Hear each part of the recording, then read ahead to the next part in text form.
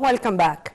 As we promised, we are going to continue covering together and analyzing all of the developments in the Middle East, particularly after what happened just 2 days ago, the Iranian attack on the Israeli territories, and the emergency meeting of the UN Security Council and the relentless Egyptian efforts to try to contain the situation with marathon diplomatic talks via phone by Foreign Minister Sameh Shoukry with his Iranian, Israeli and American counterparts, in addition to the President Abdel Fattah al-Sisi received yesterday the chief of the Russian Foreign Intelligence Agency, and just a few weeks ago he also received CIA Chief William Burns, meaning, of course, there are, as I said, relentless efforts, whether on the diplomatic front or on the ground, with the guarantee of humanitarian aid flow to the Gaza Strip and to our people there. To shed more light on the current events, we are very much delighted to have with us via phone Mr. Rahman, journalist and our political analyst. Thank you very much for being with us, sir, and a very good morning. Well, thank you for having me, and the pleasure is always mine. Thank you, sir. Sir, after particularly the UN Security Council emergency session, which took place just 24 hours after the Iranian attack, there were many messages sent, whether by UN Secretary General Antonio Guterres or all the the representatives of the non-permanent countries in the UN Security Council. But now the case is fears of retaliation of the Israeli answer to the Iranian attack. How do you see this? I mean, it's not now what's going on in Gaza, it's not the death toll, which is really, unfortunately, getting higher every single hour, not every single day. It's the Israeli retaliation. How do you see this as a reaction from the international community? This is another page of fire that the territory is witnessing after the Iranian attack on the Zionist existence, which shed a more vague vision on what really is going on in the Arabic East. I wonder why Iran just started what they call it revenge after the responsibles of and representatives of the revolution guardians were killed in Damascus. Why did Iran, after 4 years, remembered that it has a revenge to pay for, or to settle down? We all remember how the leader of the revolutionary guardians, Qasemi Soleimani, was killed, was assassinated 4 years ago, 2020 to be exact. And by then, Iran just launched media campaign against the U.S. and the Zionist existence, who really admitted they have committed the crime, and they didn't launch by nothing except for media statements and strong statements, but no action at all. Well, the action we have here, if you permit me to call it an action, because I don't think that there were extensive diplomatic efforts like the one like those exerted, to be echoed by Foreign Minister Sameh Shoukry, when he had on-the-spot phone talks with his Iranian, Israeli and American counterparts, and with the statement of the Foreign Ministry saying that Egypt is ready to have serious contacts with all sides to stop the conflict or to stop this vicious circle of violence. How do you see the move of our Foreign Minister? Well, here is a sound of reason by Egypt, expressed in Egypt, sound of reason, towards or against the sound of nonsense, I might call it.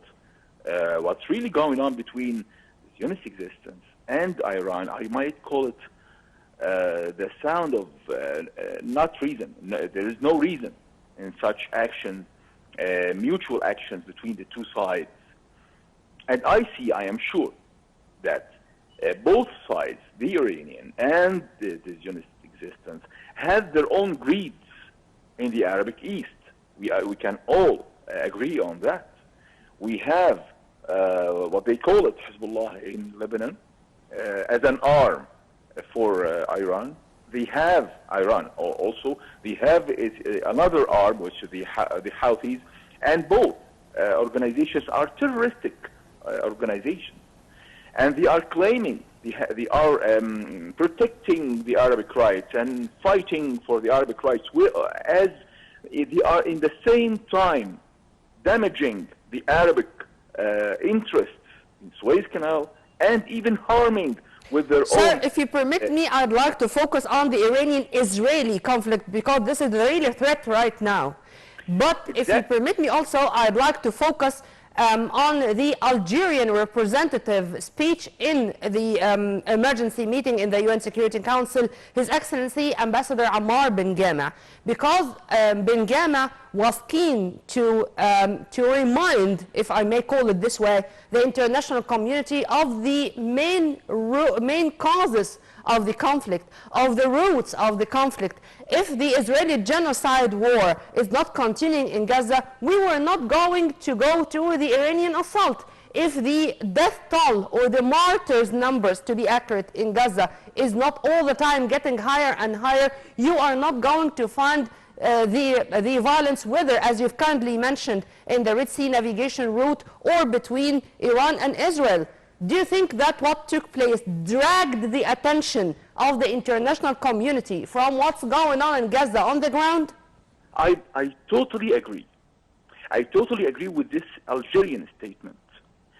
This is an escalation deliberately accomplished by the Iranian, masterminded with the Israeli beneath the table to drag the whole region into a higher phase of violence, of a higher phase of what they call it chaotic or creative chaos. They call it creative. This is what exactly the meaning of creative chaos, that concept. They have drowned the whole region in it since 10 years or even 14 years now of this chaotic chaos, this chaotic bloodshed. Sir, if it was a surprise, but Hussein Amir Abdullahian, the Iranian foreign minister, said it, that they informed the United States that they are going to attack Israel 72 hours before the attack, meaning it was a very much calculated risk and it's not going to spill over. But the threat here, or the danger here, is the retaliation. Now Iran had given the green light for Israel to retaliate. How to stop this vicious circle? Is it with the UN Security Council emergency meeting? Is it with the contacts by the Egyptian side? Is it the contacts by the American side? What? Is there an attack launched in the whole of history of military actions without the element of surprise? Never. Not just no, it's never. Never in the whole world of military theories and military science to start an attack and declare it days before, and launching thousands and thousands of missiles or drones, but giving the air defense the whole opportunity and the whole time to take it ready and steady and take actions against and be ready for those attacks. 99 of the drones were gunned down. Were intercepted, yes. Yes. Yeah. And what reason then? How many casualties in the Israeli side? No casualties. And because of that, I was listening yesterday to an interview by Dr. Samir Farag, our strategic expert, and this great experience in the military field and of course in the political field, and he said something I'd like you to comment on, if you permit me. Please. That this attack rescued Benjamin Netanyahu. This attack had given Netanyahu the kiss of life, if we might call it this way, because now the demonstrators who were demonstrating against the hostages issue, they returned back home, thinking that the Israeli side is now facing another threat. How do you see this expression? I couldn't agree more. I couldn't agree more with such righteous and perfect describe for this scene, mastermind between Iran and Israel. How can we ever forget the Contra-Iran gate scandal, when Israel supported Iran with higher and super level of weapons to fight against Iraq and change the course of battles between Iran and Iraq in the 80s, in the war between Iraq and Iran, that those shipments, unlegitimate secret shipments, masterminded by the CIA and Israel to help Iran against Iraq, always should be in our focus, because this is what's really going on. They are fighting against the Arabs. They are launching battles, heroic, legendary battles, but they're really fighting between the two sides, but they are really fighting against the Arabs' interests. They are giving Israel the kiss of life, and especially Netanyahu, who is struggling to survive from the failure he made and he faced by a true attack. And this attack was having this element of surprise that struck and stunned Israel in the attack of October 7th. That was a really attack. That was a really Let's go to Gaza, if you permit me, and to remind the world with what's going on in Gaza, and remind also the world whether the 8 trucks which are entering the Gaza Strip through Rafah and Karm Abu Salim, as Egypt is playing the most important role in this. And this issue was raised in the meeting of President Abdel al-Sisi yesterday, with visiting Russian chief of the Foreign Intelligence Agency. He said that the guarantee of assistance or aid flow into Gaza Strip is the most important issue right now, and to take into consideration that it's a matter of life and death. This is also one of the issues which were tackled or discussed. How do you see focusing in that right now? As we did, of course, in the past 6 months. Mr. President Abdel Sisi has cut to the chase. This is cutting to the chase. He focused on the main target, the main file, the main heart of conflict, which is the Palestinian file. This is all these escalations are all about, and this is the root of all branches of conflict that we are witnessing. The Palestinian people, the Palestinian nation, there is no nation has suffered like the Palestinians and the Arabs and the Arabic nation in Palestine, in the occupied land, has suffered for just more. Not just month or 7 months or 6 months. We're talking about a whole lot of century. The suffering, that genocide, that deliberately displacement of the people who are now in Palestine, by the way, have never realized how important to hold on to their ground, especially in this very time. They have never declared they want out. They want to be there, to live there or die there. They are holding on to their lands. They have confronted any conspiracy theories about their true struggle. Just that I'm talking about the ordinary Palestinian person who is now fighting and struggling for its land, away from any names or cliches or organizations. I'm talking about the true meaning of resistance, the same spirit of resistance that we all have as Arabs, as Egyptians, as Africans, as the whole world, as the whole nations of the world are marching in the streets, having that new awareness that is created by and based on the truth, not on the Western media and the lies of the Western media. Simply now the West, I think they learned the lesson, at least in a way, or at least some of them.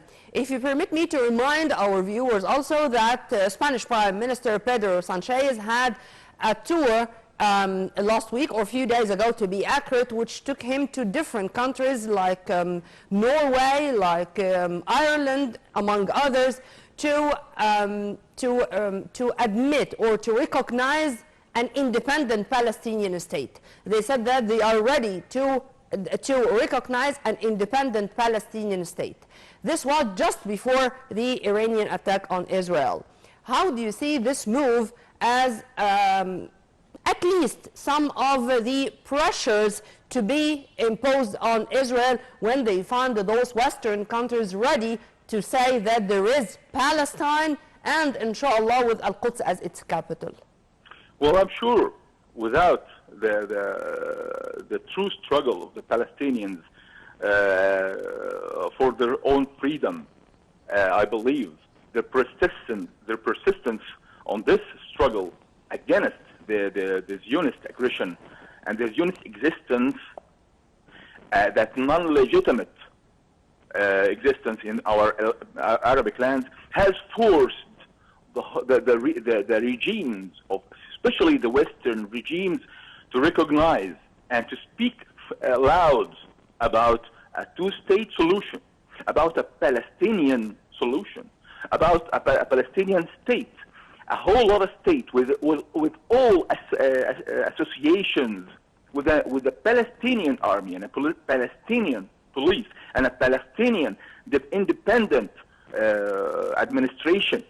An administration, this is exactly the Egyptian leadership is seeking right now on all levels, with all its powers, to create that new authority, this new authority that has nothing to do with any authority was created before, to put the Palestinian state on the right track, with a true strugglers and a true patriotic for the Palestinian causes, not for their own agendas within the Palestinian lands. Well, Mr. Amr Abdel-Rahman, our political analyst and a journalist, thank you very much for being with us, sir. Thank you very much for your